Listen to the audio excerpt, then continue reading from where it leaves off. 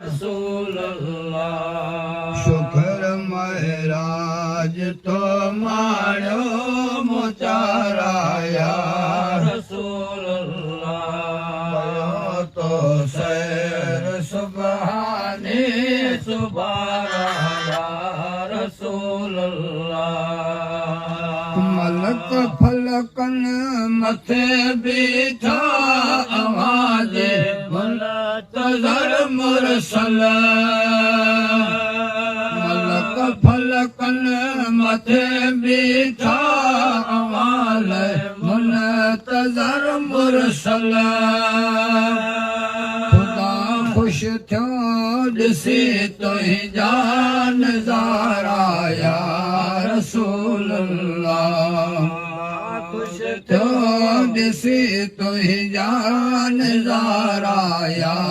रसूल अल्लाह कयो तो सैर सुबहानी सुबारा या रसूल अल्लाह शुक्र महराज तो मारियो मुचारा या रसूल अल्लाह कयो तो सैर सुबहानी सुबारा या रसूल अल्लाह अव्हां जी गुफ्तगू ग़ैबी जतोई केर ॿियो समझे अव्हां जी गुफ्तगू ग़ैबी जतोई केर ॿियो समझे ॻाल्हायो पाण में मख़फ़ी इशारा या रसूल अल्लाह ॻाल्हायो पाण में मख़फ़ी इशारा या रसूल अल्लाह कयो तो सैर सुबहानी सुबारा या रसूल अल्लाह शुक्र महराज तो मारो मुचारा या रसूल अल्लाह कयो तो सैर सुबहानी सुबारा या रसूल अल्लाह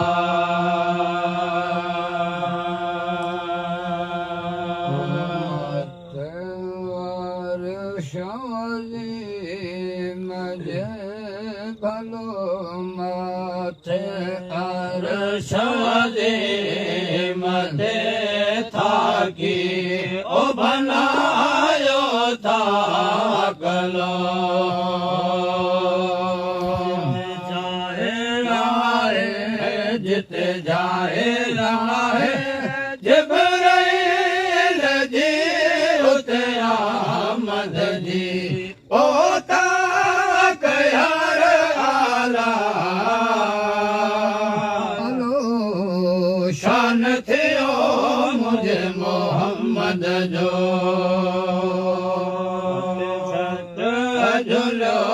मत छत झुलो लौला कयार आला शान थियो मुझे मोहम्मद जो आशिक पाण अल्लाह थियो भलो आशिक पाण अल्लाह थियो पसी अरबी जो रखला करो हस जे लेखा हस जे लेखा दियो सतार दो समा अफला कयार आला शान थियो मुझे मोहम्मद जो सच झुलो सच झुलो लौला कयार आला शान थियो मुझे मोहम्मद जो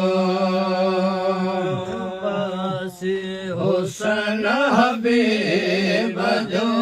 भलो पसी हुसन हबीब जो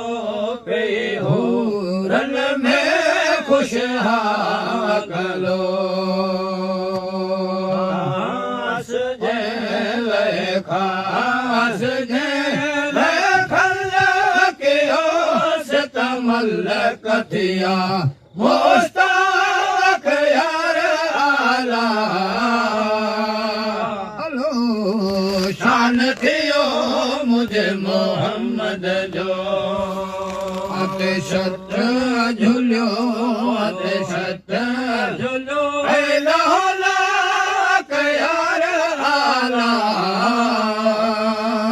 हलो शान थियो मुझे मोहम्मद जो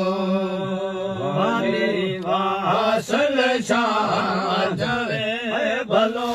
वाली वासल शाह जवे सित पाण कयो फिराव करो शफाअत जी भलो शफाअत जी मदनी अखे सित अता थी यार आला शान थियो मुझे मोहम्मद जो सत झुलो सत झुलो सत झुलो लाला यार आला शान थियो मुझे मोहम्मद जो